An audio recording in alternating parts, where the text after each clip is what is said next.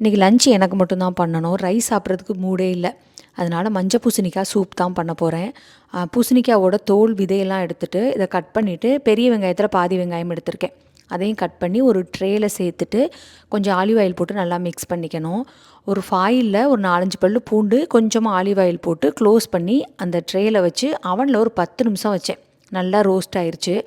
அதுக்கப்புறம் எல்லாத்தையுமே ஒரு பிளெண்டரில் சேர்த்துட்டு தண்ணி ஊற்றி நல்லா அரைச்சிட்டு ஒரு கடாயில் இந்த சூப்பை ஃபுல்லாக ஊற்றிட்டு உப்பு பெப்பர் போட்டு ஒரு லைட்டாக கொதி வந்ததுக்கப்புறம் நம்ம சாப்பிட்றலாம்.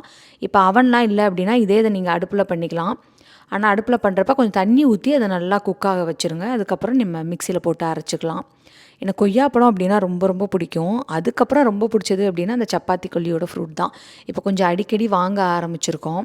பெப்பர் கொஞ்சம் தூக்கலாக போட்டிருக்கேன். அதனால் அந்த குளிருக்கு குடிக்கிறப்ப அப்படியே தொண்டைக்கு அவ்வளோ இதமாக இருந்துச்சு. நாளைக்கு பார்க்கலாம். தேங்க்யூ. பாய்.